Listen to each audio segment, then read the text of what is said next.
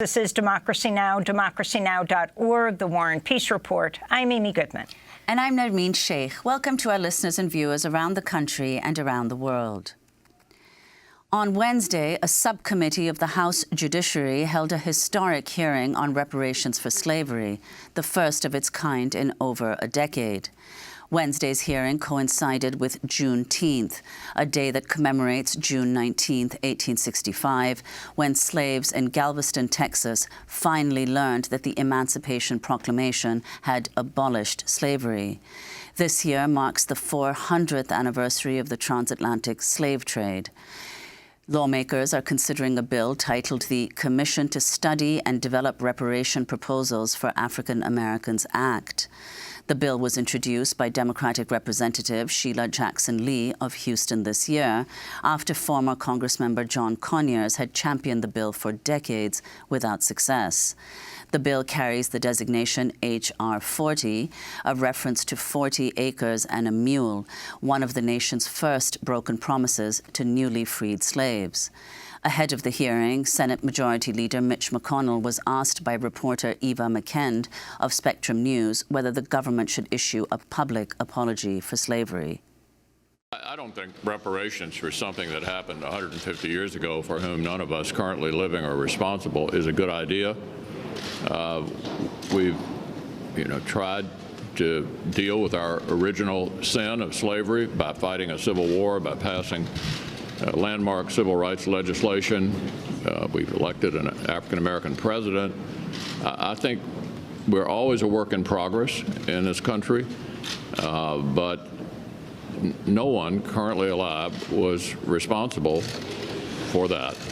And I don't think we should be trying to figure out how to compensate for it. First of all, it'd be pretty hard to figure out who to compensate. We've had waves of immigrants as well who've come to the country and experienced dramatic discrimination of one kind or another. So no, I don't think reparations are a good idea. That was Senate Majority Leader Mitch McConnell. Well, on Wednesday, the award-winning author Ta-Nehisi Coates testified at the historic congressional hearing on reparations and took direct aim at McConnell.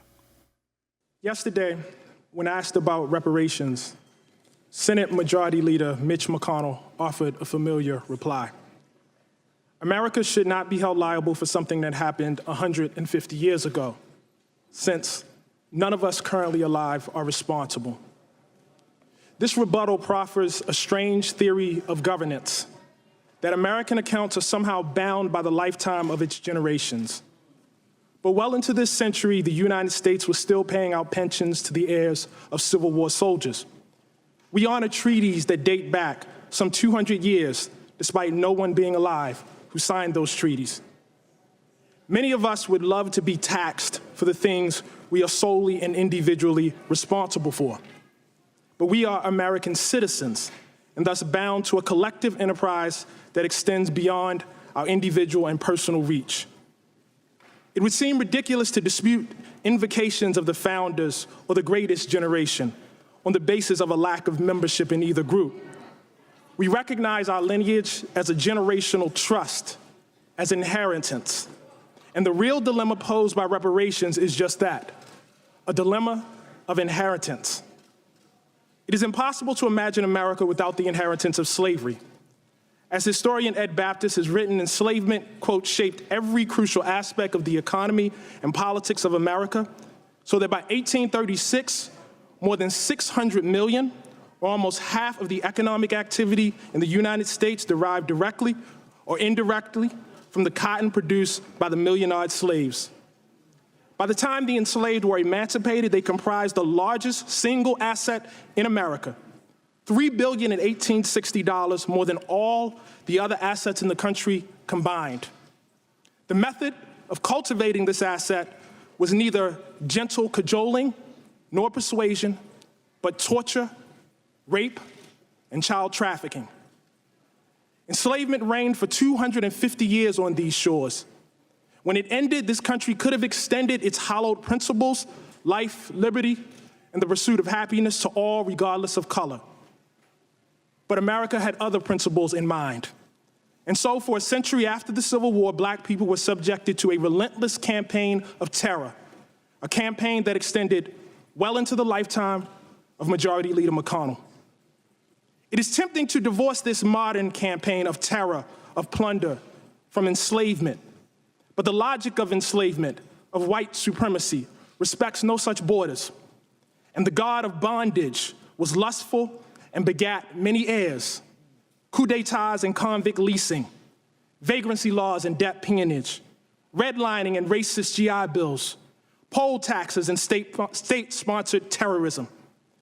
We grant that Mr. McConnell was not alive for Appomattox, but he was alive for the electrocution of George Stinney. He was alive for the blinding of Isaac Woodward. He was alive to witness kleptocracy in his native Alabama and a regime premised on electoral theft. Majority Leader McConnell cited civil rights legislation yesterday, as well he should, because he was alive to witness the harassment, jailing, and betrayal of those responsible for that legislation by a government sworn to protect them. He was alive for the redlining of Chicago and the looting of black homeowners of some $4 billion. Victims of that plunder are very much alive today. I am sure they'd love a word with the Majority Leader. What they know, what this committee must know, is that while emancipation deadbolted the door against the bandits of America, Jim Crow wedged the windows wide open. And that is the thing about Senator McConnell's something. It was 150 years ago, and it was right now. The typical black family in this country has 1/10 the wealth of the typical white family. Black women die in childbirth at 4 times the rate of white women. And there is, of course, the shame of this land of the free, boasting the largest prison population on the planet, of which the descendants of the enslaved make up the largest share. The matter of reparations is one of making amends and direct redress, but it is also a question of citizenship. In H.R. 40, this body has a chance to both make good on its 2009 apology for enslavement and reject fair weather patriotism, to say that a nation is both its credits and its debits, that if Thomas Jefferson matters, so does Sally Hemings, that if D-Day matters, so does Black Wall Street, that if Valley Forge matters, so does Fort Pillow. Because the question really is not whether we will be tied to the somethings of our past, but whether we are courageous enough to be tied to the whole of them. Thank you. That was award-winning author Ta-Nehisi Coates. He was a lead-off witness before the House Judiciary Committee on Wednesday. His seminal 2014 essay, The Case for Reparations, helped spur new calls to make amends for slavery. When we come back, he joins us for the rest of the hour.